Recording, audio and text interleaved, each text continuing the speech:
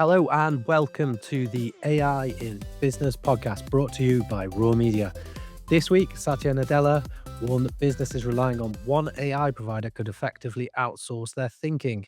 Apple reached a $5 trillion valuation while largely avoiding the AI infrastructure spending race. And Sam Altman suggested the industry may eventually need to slow AI development down. Another reassuring week in artificial intelligence. Nick, how are you today? I'm fine, thank you, Chris. It's been another fun week. Sam Altman and Elon Musk seem to be agreeing with each other on that particular point, which I guess lovely that they've come together on that, but a bit frightening in that what they've come together on is some sense that maybe the thing might get out of control. And what have you been up to this week? Anything interesting? So I've been saddened by the news that the US FCC has decided to ban all foreign robots. DJI has suffered from this, as have humans, but now the robots are in for it. And this includes pet robot dogs and Roombas. So I'm thinking about maybe setting up a charity where you can adopt a Chinese robot dog. Otherwise, they'll just end up being street robot dogs and carrying like rabies or whatever, not rabies, malware. I mean, there is something comforting about the idea that the front line of international espionage is currently sort of a robot vacuum cleaner that gets frequently outsmarted by a rogue sock. But there you go. My absolute favorite piece of financial analysis this week was a journalist earnestly writing that people are abandoning tech stocks and investing in Apple, as if Apple's abject failure to do anything useful with AI somehow resulted in it now being viewed as some sort of boring defensive stock, like it sits in the same index fund as a company that manufactures loft insulation. I think we'll get into this later, Chris, but is that what Apple is now? Yeah, well, we're going to touch on the Apple valuation story a bit later, but it does make for very interesting reading. Our first story this week is coming from Microsoft CEO Satya Nadella. He's warning that companies relying entirely on proprietary AI providers could eventually place their own survival at risk. What's your take on this one? I don't know, Chris. Is he a bit mad? This is like when he, the leader of the biggest SaaS company in the world, said SaaS was dead. It's sort of amusing to hear the company that essentially made certain that Teams is the default video conference system to the known universe suddenly preach the virtues of vendor flexibility. His warning, I think, is about the risks of locked in workflows, and that's entirely right. But the hidden incentive is that Microsoft desperately, I think, wants you to pay for their Azure infrastructure to manage all of those competing models. So there is a game plan here.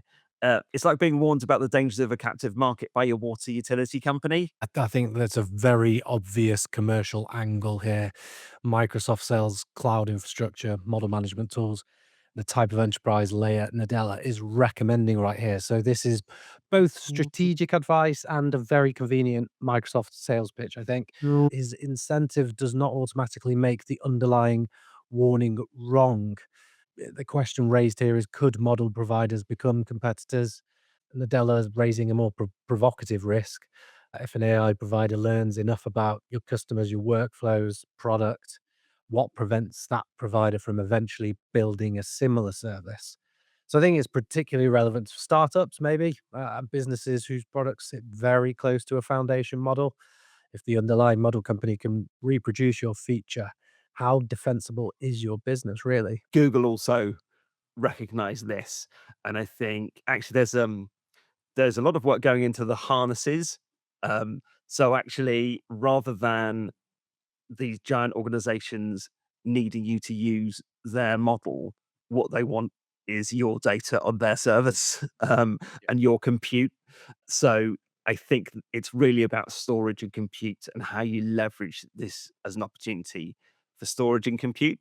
So it feels like the people that started the gold rush are now rushing into the picks and shovels trade. I think a few important questions arises from this, and from me to you here, I'm thinking, should every major organization now have a multi-model strategy? Is this kind of what this is implying, and is that necessary? I think in many cases it will be necessary. And I think it's not just a multi-model strategy. I think certain models are clearly better at certain things. There is a local on-prem versus cloud LLM model here. I think what you would want to do is ensure that not only you have the right strategy for both, that you're doing stuff locally that makes sense. So local LLMs will be much more, and we're not talking about small models here either. You can now obviously invest in your own quite significant hardware to run a decent sized model, with a lot of parameters, and you can run that locally. And that will be very useful if you want to ensure a very secure lockdown environment for that model and that data. And then you'll want a cloud approach as well. Now, with your cloud approach, you can't just have one model. It's really important because if a model is compromised, often what's happened recently is a model has been upgraded and it's been maybe not quite as good as the last model. And someone else comes out with a model and that's significantly better for the use case that you have. You don't want to tie yourself to one set of models. Google and Microsoft and others recognize this. And I think they also, for Microsoft and Google, they recognize this as a differentiator between them and, say, you know, Grok or OpenAI. So I think it makes a lot of sense as strategy. And what organizations need to think about is what their overall architecture looks like here. And again, I think that local versus cloud is important, as well as using a harness that allows you to swap models in and out.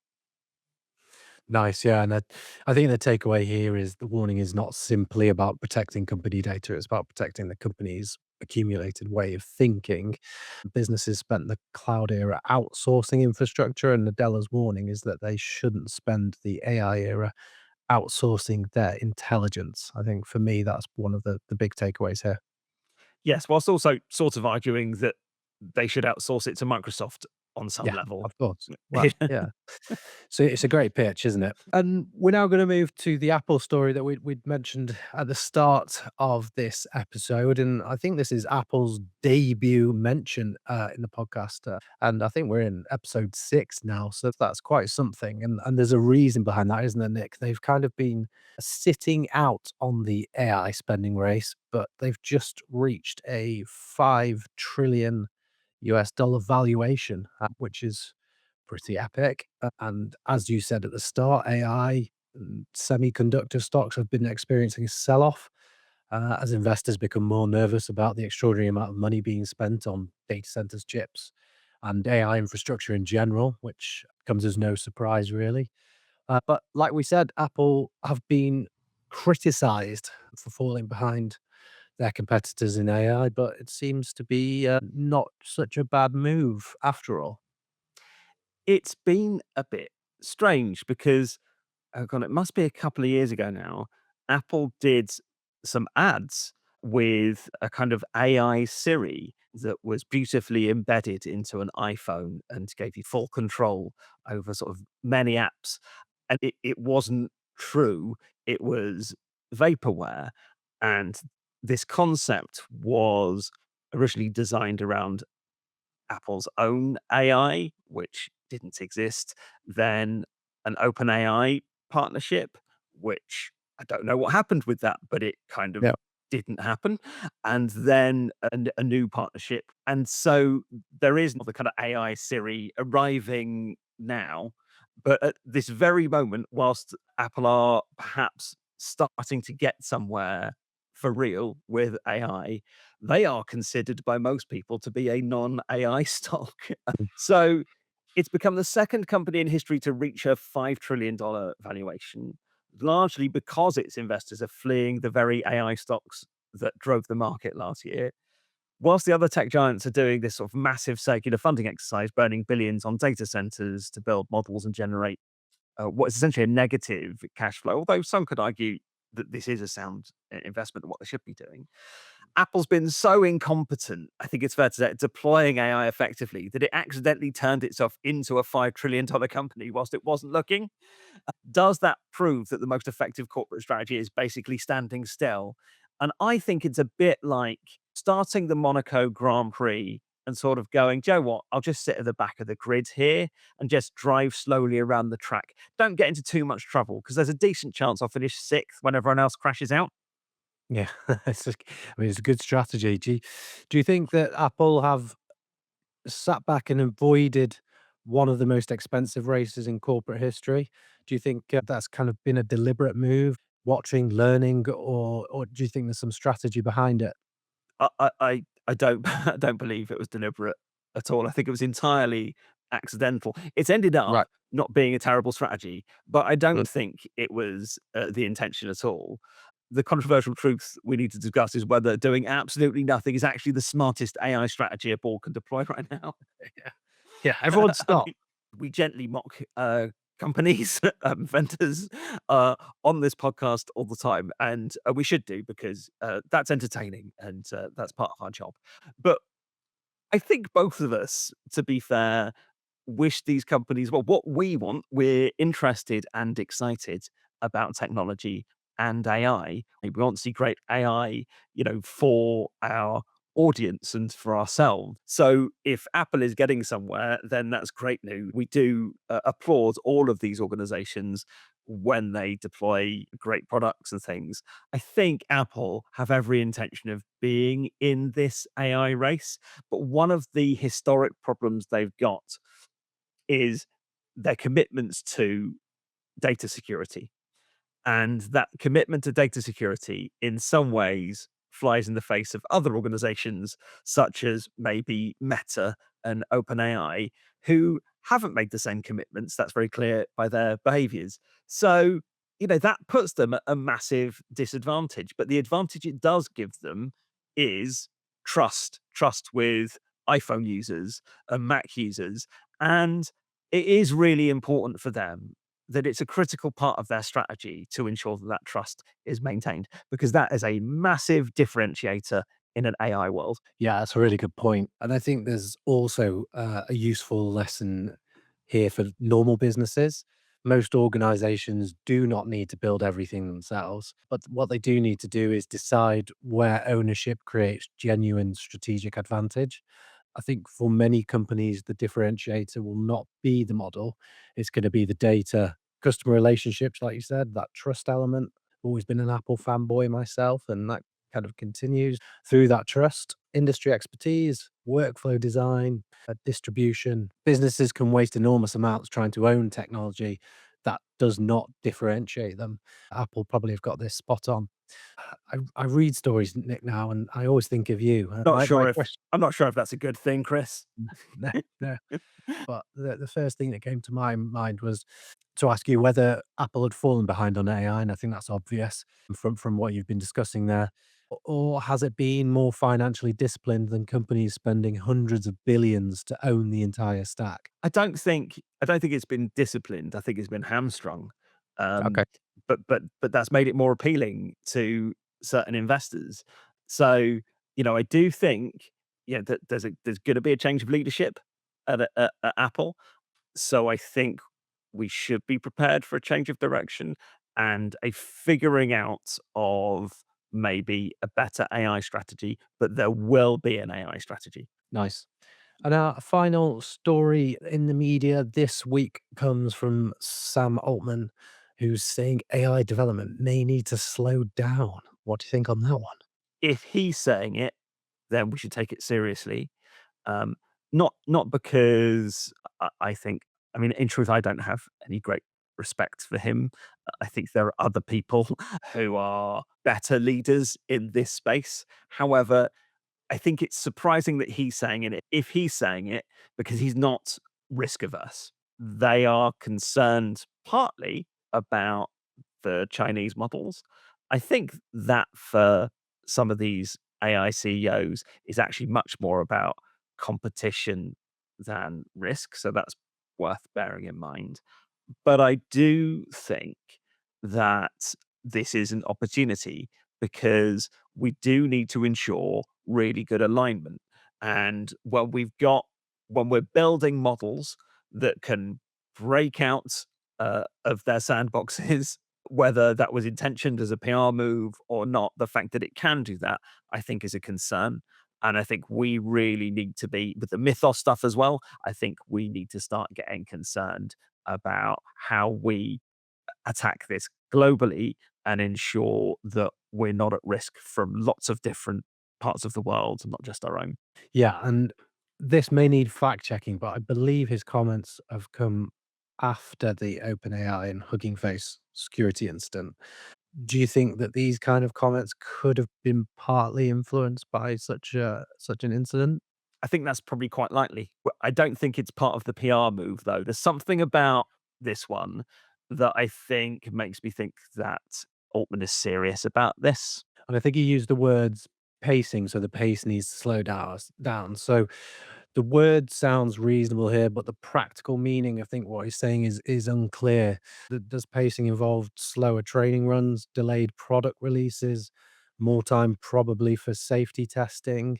So it's kind you have to kind of read between the lines on this one. It's not entirely clear, which area of AI he's kind of talking about here. AI safety experts say stop. I mean, they Yeah. genuinely say stop.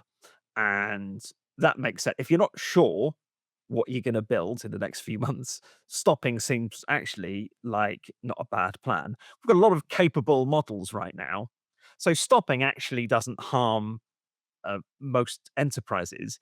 In truth, as we've discussed in recent weeks, the biggest challenge right now isn't the technology. The models are great. It's how you deploy them effectively in your organization. So we've got plenty of time in in the enterprise world to figure out how we deploy this technology. It does not most people do not need mythos level AI. Most people do not need that at Mm. all. Certain people do, but most people don't. So stopping doesn't actually create that much harm for most of the economy. So I actually don't think it's a terrible plan to stop. Yeah. Oh, on that point, Nick, I don't think it will stop though, because the problems that particularly with kind of the Western organizations in control of AI development innovation, I think as things stand, are quite scared, alarmed by developments in China with regards to AI. So I think the feeling with leadership is if they do stop or slow down too much, they feel like they may fall behind. No, I don't think for a second that they will stop. Mm. And slowing down the pace is meaningless. I just think it's pointless saying slow down the pace. You either stop or you continue. Yeah. I don't know how you sort of gate this to ensure that the pace is slowed down. That doesn't make any sense to me. I don't think it makes any sense to anyone else. I think has to do with the kind of commercial reality of seeing a lot of competition from very good open weight Chinese models. Sam Altman is genuinely worried about that and is perhaps leveraging AI safety concerns as a reason. A lot of what Sam Altman and Elon Musk are talking about is essentially leveraging government, surprise, surprise, leveraging government to pressure other governments around the world to slow down the pace of AI development, which has a commercial aspect to it, I think it's fair to say. Yeah, and I think also with that, the big talking point here is who decides when AI is moving too quickly. Um, should the pace be set by the companies, leadership, governments, and that's not very clear at the moment. And I think as we move through the next 5 years, that will start to kind of curtail a little bit when governments are introducing more legislation or policy around AI. But for now, it's just quite unclear about who controls that pace there. Absolutely. Okay, so that's the news this week. Plenty to unpack there. Be interesting to hear what our listeners think on all that. So do leave us a comment if we've missed anything. Just pop that down below in the comments.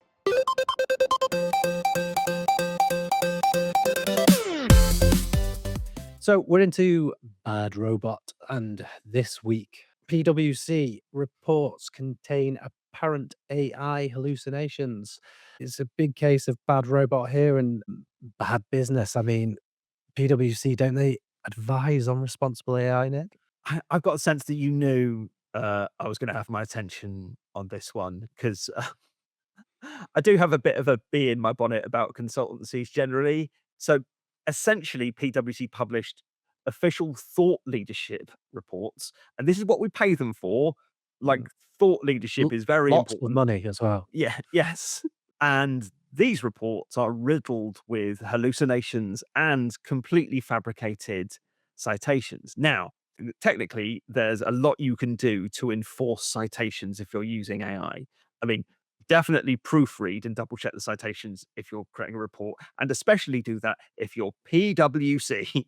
But even then, even before then, you can use grounding within your models to ensure good citations. You can ensure that you have a really good quality RAG set up to ensure that you're using the right reports to cite. So it's really simple to do that for just a normal person. As an average everyday person, you can Google how to do this and you can do it in a tool without any sort of coding expertise. You can learn how to do it yourself. PwC should be able to build a good RAG setup with grounding and high quality citations of high quality research. I think it's unforgivable. And it's actually not just PwC, because back in May, EY withdrew a cybersecurity report after researchers exposed it had AI hallucinations in it, fake data, and again, non existent citations. I think there was some concern that graduate jobs might be at risk at these consultancies. This is making them look safer. I hoped that the big four would be cleverer than this. If they're too lazy or not smart enough to know how to properly deploy AI, I honestly don't know why you'd retain them to do any work for you. And as you say, they are currently being paid huge amounts of money by many clients to advise them on their AI deployments. If I was a client, I'd be pretty upset with this. How much of the work uh, that's being done for their clients is just being sort of lazily phoned in by ChatGPT?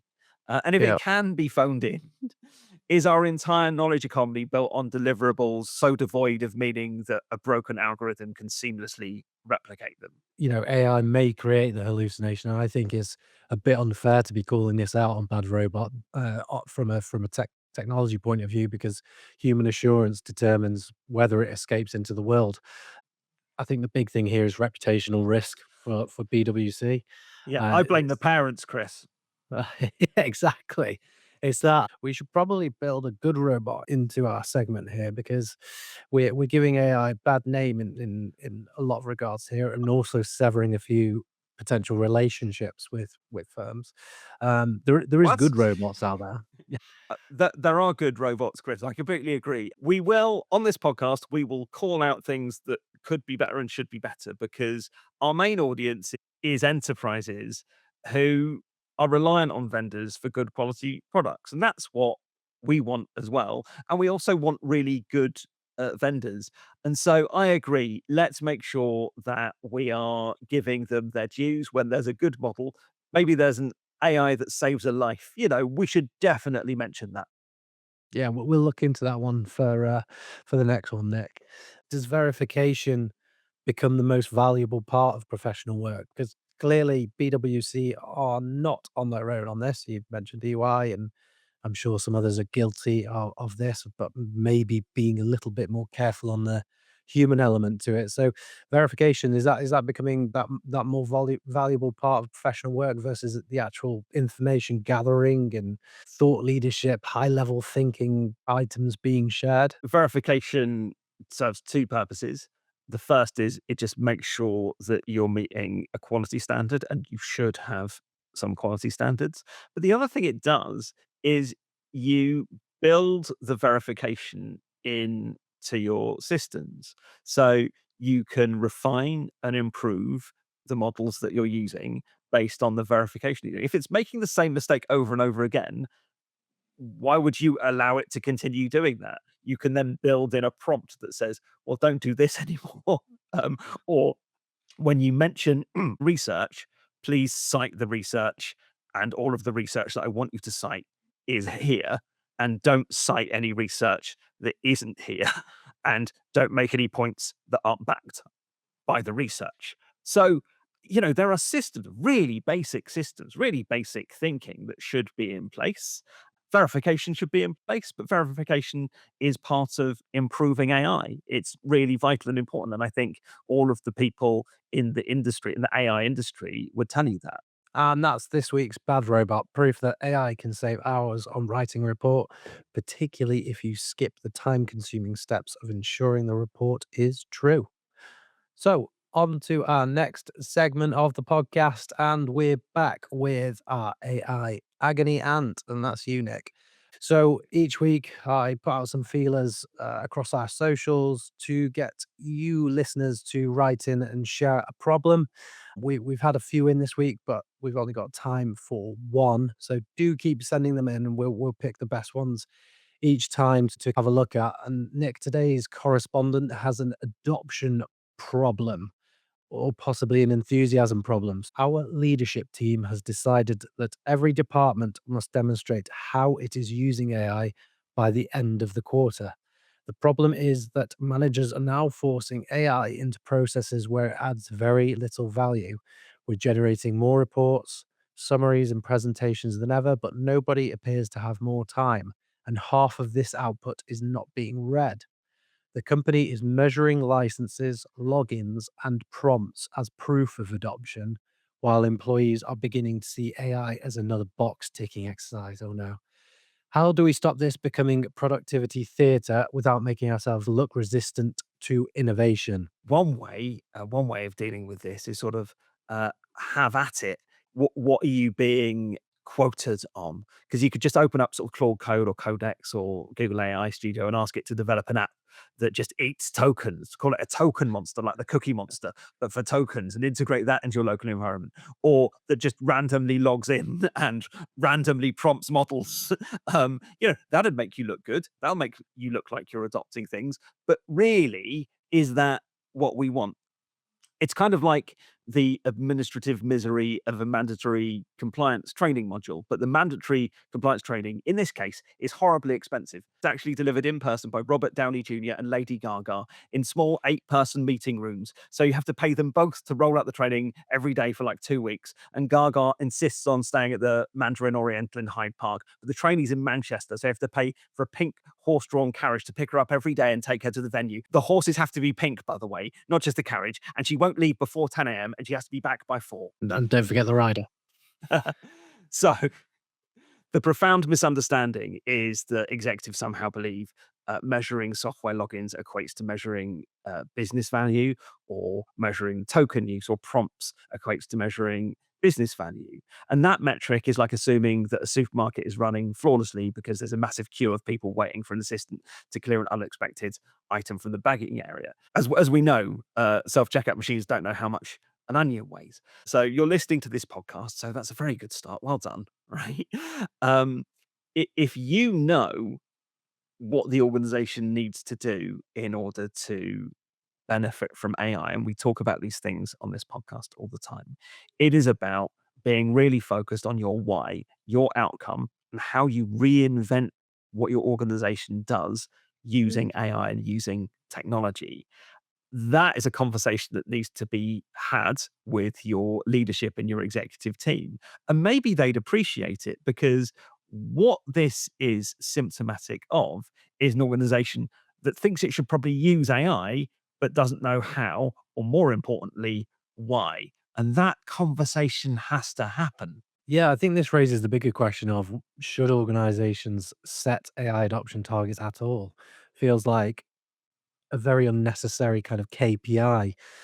That's me outside looking in, and I don't know what industry this message came in from. Obviously, it does depend on that, I guess, a little bit. But looking at the bigger picture, should they be doing that? Does the company have an electricity adoption strategy? Is it quoting you on, like, the amount of megawatts you consume? It's mad. It really is. And I know loads of organizations are doing it. I just can't for the life of me think of why. Well, I can. I think it's a lack of strategic technology leadership at the top. Too often, non-technology focused companies do not have a senior IT or technology person. That IT director or that CIO often reports into someone who's like the finance director.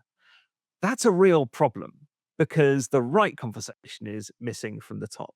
And those IT directors and CIOs, they are often thought of as people who are there for some sort of service delivery, that their job is just to give out the kind of laptops, make sure the Wi-Fi's working, make sure the CRM is working and improving in certain ways. That's not the job anymore. That was the job 15 years ago. The job today is to understand the world that we're living in, which is driven by technology, understand the customers in that context, and understand how you can reinvent your organization to work in this world. And if you don't do that, then you're in trouble. And we constantly pick up examples of that on this podcast and at conferences. It's so important that organizations understand the strategic significance of technology, including AI. Exactly, that's spot on, and I think what leadership needs to be doing here are asking the questions around what work is unnecessarily slow. Where do employees repeat the same task? Where are customers waiting? And I think these are the types of questions that they should be looking at versus, general AI adoption across, the organization. It feels like a lot of the discussions that we've had in previous episodes around kind of that, that big brother approach within the business and that's not going to end well for the culture element of the business. It's a great question because it's one of the most important things we can discuss. It's opened this door to having this conversation. Be really great to hear from people in our audience who've got thoughts on this. And a final question for you for this week, Nick. How do leaders encourage experimentation without creating a culture where every team has to pretend AI is improving everything? Based on kind of your experiences, the work that you've been doing, obviously you've led a lot of transformation initiatives, projects, and programs. How do leaders encourage experimentation? There are probably loads of different things to say about this, but there's maybe two key points. The first one is there needs to be a really clear North Star and outcome for your organization and, yeah, potentially your team or department. Like, what is the big thing that the big strategic outcome that you're trying to achieve? And once you've done that, then you need to preserve time. This is the second thing. So give people a day every 2 weeks, okay, where they can experiment. And now, with the advent of vibe coding, you can get people from across different parts of your organization together for one day, maybe every 2 weeks, to work on solving a specific problem. Put in someone who knows how to code, so some developer in that team as well, and get them figuring out the different ways in which they could solve the problem. And you could use kind of paper prototyping and things for this, but essentially just workshop how you could solve the problem. And then you can vibe code not just one solution, but several different possible solutions to figure out how to solve the problem. And the great thing about vibe coding is you can create working apps with test data to figure out whether you think it solves the problem.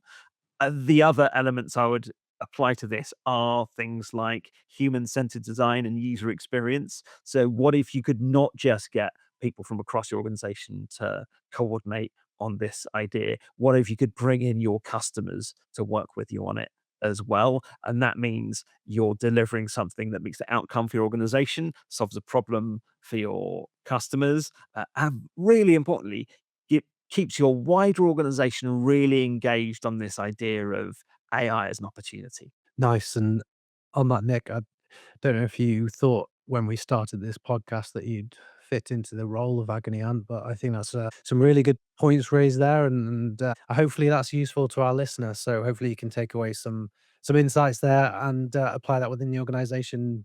Just send some sound bites from Nick there to senior leadership, and you may get some movement somewhere. And that brings us to the end of the episode.